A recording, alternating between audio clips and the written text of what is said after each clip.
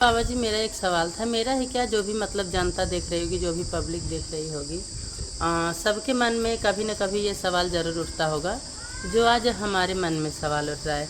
जैसे आप बाबा बन गए हैं, आपकी भी एक माँ होंगी, एक पिता होंगे जिन्होंने आपको पैदा किए होंगे, पाला पोसा होगा, कुछ बड़ा किए होंगे, उसके बाद आप संत महंत बने हैं, जो भी बने हैं।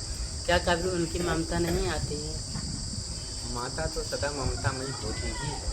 हम्म, अपना बाल्यावस्था, अपना ममता कोई नहीं भूलता, जी जी सबको स्मरण होता है। जी। मैं आपको आपकी संस्था के माध्यम से मैं आपसे जुड़े लोगों को बता दूं हम्म, कि संसार में हर एक जीव का मात्र एक लक्ष्य होता है। जी जी वह लक्ष्य होता है अपने जीवन में आनंद प्राप्त करना, जी जी अपने जीवन में खुश और सदा सुख रहना। जी उस सुख को पाने के लिए, उस आनंद को प्राप्त करने के लिए वो विवाह करता है, कोई पढ़ता है, कोई नौकरी करता है, कोई कुछ करता है, जी कोई चोरी करता है, कोई अश्लील हरकतें करता है। जी जिसको जहाँ आनंद दिखाई देता है उस दिशा में वो निकल पड़ता है। जी तो मैं एक संत परंपरा से प्रेरित हूँ। मुझे जिस दिशा में मार्ग में जिसे मुझे आनंद दिखाई दे रहा है, मैं उस दिशा में चलता जा रहा हूँ। जी पर हमारे सनातन पद्धति के अनुसार, हमारे सनातन धर्म के अनुसार माता पिता का त्याग करना संतति नहीं है। जी संत परंपरा के अनुसार अपने माता पिता के साथ जीवन यापन करना, माता पिता का भी सेवा करना होता है, गृहस्थ जीवन भी बसाना होता है, परिवार उनके भी होते हैं। जी संत परंपरा का मतलब एक शुद्ध आचरण का जीवन, तपश्चर्या से भरा हुआ जीवन उनका होता है। जी जी वह सब कुछ वो कर सकते हैं जो एक गृहस्थ करते हैं, पर उनका एक मर्यादित और एक शास्त्रीय विधान के अनुसार कार्य होता है। जी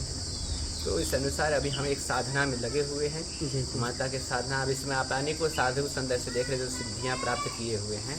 हम सब एक वैसे सिद्धि के चक्कर में नहीं पड़े हैं।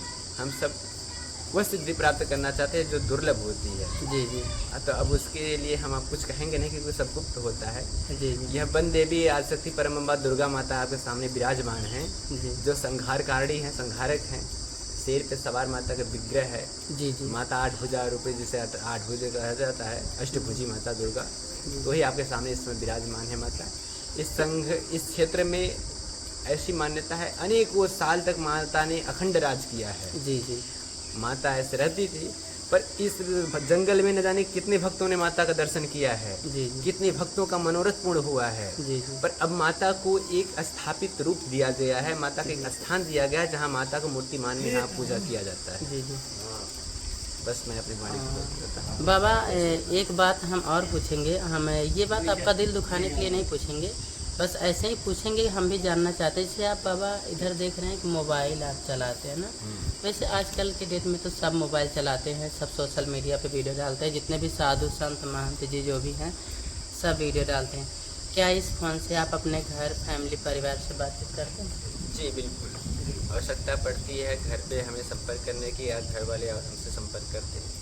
कोई भक्त है संपर्क करता है, मुझे कुछ ऐसे चीज़ की जानकारी लेनी पड़ गई जिसके पास मेरे पास ग्रंथ इत्यादि नहीं है, तो सोशल मीडिया के माध्यम से भी हमें जानकारी मिल जाता है। हमारे गुरु से बहुत सारे संत महंत मुझसे जुड़े हुए हैं, जो इस फ़ोन के माध्यम से ही संपर्क हो पाता है। जी ये भौतिकवाद का एक टेलीविज़न साधन है जिसके माध्यम से कहीं भी अपने जीवन को, कहीं भी किसी भी कार्य को आसान बना दिया जाता है। जी अब रही बात इसका प्रयोग, तो इसका प्रयोग मैं ना के बराबर करता हूँ, क्योंकि मुझे समय ही नहीं मिलता इसका प्रयोग करने के लिए। जी और रात्रि में उठना 3 बजे से लेकर 10 बजे तक मैं माता की सेवा में, फिर 10 से 2 के बीच में, 10 से 12 के बीच में माता का प्रसाद इत्यादि बनाना लगाना।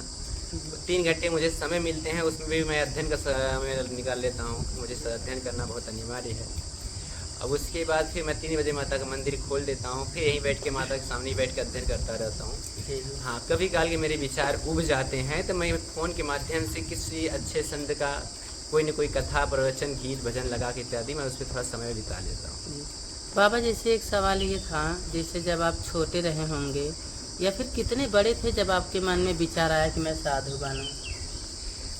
हमने पूर्णतः पढ़ाई अपनी ग्रेजुएशन तक पूर्ण किया है।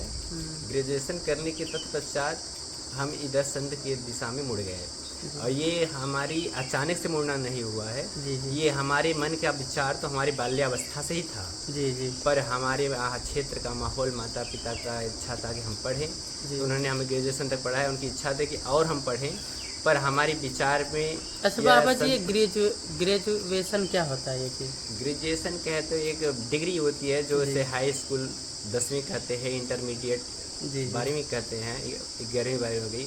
ग्रेजुएशन बोलते हैं उसके, polytechnic, ITI, high school BA, तक किया? BSc हो जाए तो मैंने BA किया हुआ है, BA किया। Bachelor of art. जी हाँ, पूर्वांचल यूनिवर्सिटी से मेरा क्वालिफिकेशन मेरा पूर्ण हुआ है। जी अब उसके बाद मैं यहाँ पे आया हूँ। जी हम अनेकों संत से, हम सर्वप्रथम योगी अखाड़ा से जुड़े। जी हाँ, उसके बाद कई सारे संत महंतों से जुड़े, कई सारे आश्रम से जुड़े। जी अब एक माध्यम से एक संत के आदेशानुसार हमें यहाँ पे आना हुआ है, माता की सेवा में हैं हम। जी कुछ दिन का साधना हमारा यहाँ पे है, उसके बाद कहीं और साधना होगा। जी जैसा माता का आदेश होगा वैसा साधना चलता रहेगा। जिस बाबा, जब आप अपने घर से साधु बनकर निकले तो आपके मम्मी पापा ने नहीं रोका? नहीं, मेरे माता पिता ने मुझे नहीं रोका। जी उन्हें कोई ना किसी प्रकार का कष्ट है। अभी तो मेरे माता पिता मुझसे मिलते हैं, आवश्यकता पड़ने पे मुझे अपना आशीर्वाद भी देते हैं, मुझसे बातचीत भी करते हैं। मैं खुद भी चला जाता हूँ उनसे मिलने। जी जी अब किसी भी प्रकार का मुझे नहीं लगता कि मेरे माता पिता को कष्ट है ऐसा। जी जी अब रही बात कष्ट की, कष्ट क्यों होगा? मेरे एक बड़े भ्राता हैं, वो शादी विवाह करेंगे, उनके जीवन यापन होगा, उन्हें बुढ़ापे का सहारा है वो।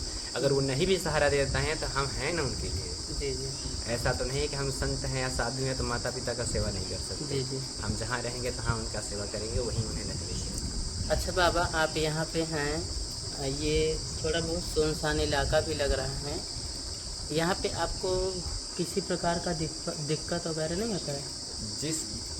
जिस सुनसानी एरिए का महारानी राजराजेश्वरी जगदम्बा दुर्गा माता हैं, जी जी यहाँ की रानी है ये। जहाँ की रानी है तो हम रानी के दरबार में उनके सन्मुख विराजमान रहते हैं, तो हमें किसका डर?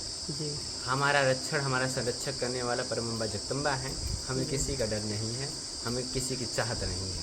जी। हम बस यहाँ पे माता की सेवा में है, बाकी माँ जाने। जय विधि मात होई ही तुमरा, करहूँ सुबेग दास में तोरा। हम दासत्व उनका स्वीकार करके उनके चरणों की अनुकंपा प्राप्त करने के लिए उनके चरण सेवा में लगे हुए हैं। जी सर बाबा, एक सवाल और था। यहाँ पे आप हैं, हर एक इंसान होता है जिनको मतलब आवश्यकता अनुसार भूख प्यास लगती है और उनको भोजन भी ग्रहण करना पड़ता है, तो आपको ये खाने पीने की व्यवस्था कहाँ से होती है? खाने पीने की व्यवस्था अगर कहें तो सुबह शाम माता को तो भोग इत्यादि लगता है, प्रसाद। दोपहरिया में मैं माता को राजभोग बनाता हूँ। राजभोग दोपहरिया में प्रसाद माता को लगाने के बाद मैं प्रसाद जो बनाता हूँ वही प्रसाद माता को भोग लगाने के बाद कुछ प्रसाद भक्तों में बांटता हूँ, कुछ प्रसाद मैं खुद भी पा लेता हूँ। शाम को प्रसाद कभी बनाता हूँ, कभी कोई भक्त पहुँचा जाता है। ये सब मेरे प्रसाद का व्यवस्था कहीं न कहीं से भक्त को माध्यम से ही होता है। जी जी हाँ, तो यहाँ इस मंदिर के इसमें जो बहुत बढ़ के आगे भाग चला लेके आपके क्षेत्र के ही एक सुनील सोनी जी हैं, जी। जिनके माध्यम से इस मंदिर में बहुत सारा इन्वेस्टिगेशन हुआ है, बहुत सारा खर्च हुआ है। जी जी तो उनके माध्यम से इसमें इस मंदिर का निर्वहन चल रहा है, तो वही इस मंदिर का पूरी जिम्मेदारी खर्चा निर्वहन करते हैं। जी जी हाँ, तो यहाँ पे सुबह शाम का प्रसाद इत्यादि वही भेजते हैं। जी जी और बाकी श्रद्धालु भक्त भी आते हैं, वो भी कुछ सहयोग कर जाते हैं। जी। हाँ। अच्छा बाबा, ये वीडियो बन रहा है, ये सोशल मीडिया पे जाएगा, इसमें से बहुत सारे अच्छे लोग भी वीडियो देखेंगे, बहुत सारे बुरे लोग हैं जो वो भी वीडियो देखेंगे। देखिए, बुरा लोग नहीं होते हैं, बुरे इंसान नहीं होते हैं, उनके अंदर की जो बुराई होती है वो उनको बुरा बना देती है। और जो लोग मतलब वीडियो देख रहे हैं, आप उनके बारे में क्या कहना चाहेंगे?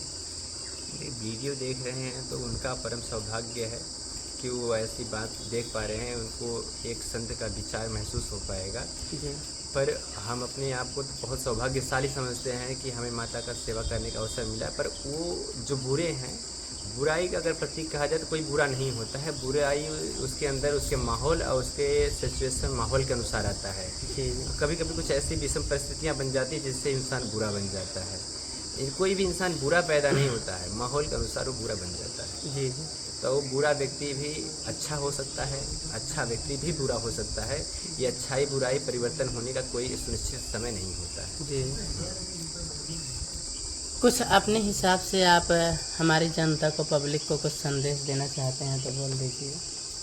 हम यही कहना चाहेंगे जी कि आप जिस भी परिस्थिति में हैं, जिस भी अवस्था में हैं, जी आपको जब भी विपत्ति घेरती है, मन में घबराहट होती है, आपको लगता है नहीं मुझे बहुत संकटों ने घेर रखा है, जी आपके हृदय के निकट जिस भी देवता का स्थान करीब हो, आप जिसे भी मानते हो, महादेव हो, जगदम्बा हो, राधा हो, कृष्ण हो, राम हो, उन देवताओं में से आप उनका स्मरण करने लग जाइए। मन में उनसे विनती करिए, उनका स्मरण करने लग जाइए। कुछ मिनटों के अंदर ही आपकी समस्त दुविधाएं शांत होना शुरू हो जाएंगी। आपके हृदय की बेचैनी शांत होने लगेगा। जब अपने आप गति सच्चे हृदय से ईश्वर को निवेदित कर देते हैं कि जही विधि हो ही नाथ ही तो मोरा करऊँ से वेगदास में तोरा, जिस प्रकार से मेरा हित हो उस प्रकार से आप करिए। अब मैं सब कुछ आपको अर्पित करता हूँ। तो अब सब अपनी भार, सब अपने मन का जिम्मेदारी, प्रेशर वहीं छोड़ दीजिएगा। हुआ वही जो राम रच रखा, सो करी तरक बढ़ा में सखा। जो राम ने रचा है वो तो होना ही है। सही। कोई ऐसा वैसा होता चलेगा, तो उसके लिए हम क्यों अब अपने आप को परेशान करें। अब जो होना होगा, होने को कोई टाल नहीं सकता। तो होने का परमात्मा का विधान जान के उसे एक्सेप्ट करें। जब उसे सत्य के रूप में स्वीकार कर लेंगे तो हृदय से वो सब बेचैनी और सब पीड़ा कष्ट दूर हो जाएगा। हम तब तक कष्ट में रहते हैं जब तक सत्य को स्वीकार नहीं करते। जी, बहुत बहुत धन्यवाद बाबा जी आपको बताने के लिए। जय जय Shri Mata. Hi friend, good morning, Radhe Radhe, जय श्री कृष्णा, हर हर महादेव। सबसे पहले मैं ये कहना चाहती हूँ, जितने मेरे हिंदू भाई देख रहे हैं सभी को राम राम, जितने मुस्लिम भाई देख रहे हैं सबको अस्सलाम वालेकुम, जितने बौद्ध समाज से देख रहे हैं सबको जय भीम नमो बुद्धाय। मैं आई हूँ पड़री क्षेत्र में। आप लोग इधर का नज़ारा देख सकते हैं। इधर बहुत ही प्रसिद्ध, बहुत ही फेमस मंदिर है। अभी यहाँ पे बैठे एक अंकल से हम बात करना चाहते हैं कि इस मंदिर के बारे में क्या जानते हैं और मतलब यहाँ के बारे में क्या बताना चाहते हैं। नमस्कार चाचा जी। नमस्कार। कैसे हैं? अच्छा। ये मंदिर मतलब कौन सी जगह पे ये मंदिर है? सराय पड़ली। सराय पड़री, यहाँ पे ये मंदिर है और काफ़ी ही प्यारा मंदिर है। और यहाँ पे एक किसी भी देवी देवता का मूर्ति स्थापित है। दुर्गा माई का मूर्ति है का चीज़ का मूर्ति है? वन देवी मैया का। वन देवी माई का यहाँ पे मूर्ति है। मैं तो दुर्गा माई बोल दी। कोई भी माई हो, माई तो मैये है। और यहाँ पे हम आए थे और यहाँ अंकल से मिले, बहुत अच्छा लगा। और अंकल बोले कि सब जगह वीडियो बनाती हो, एक वीडियो यहाँ मंदिर का भी बनाइए। तो हम यहाँ पे वीडियो बनाने लगे और एक महाराज जी यहाँ पे बैठे हैं, इनसे भी हम थोड़ा बातचीत करेंगे। महाराज जी प्रणाम। जय श्री माता, जय श्री राधे। कैसे हैं आप? हम एकदम बढ़िया हैं, अच्छा हैं जी। अच्छा है, यहाँ पे ये मंदिर है, आप यहाँ पे रहते हैं, कितना दिन से यहाँ पे हैं? माता जी। मुझे आए तो लगभग यहाँ पे 20-25 दिन हो गए। 20-25 दिन से यहाँ। और ये मंदिर कितने दिन से बना हुआ है?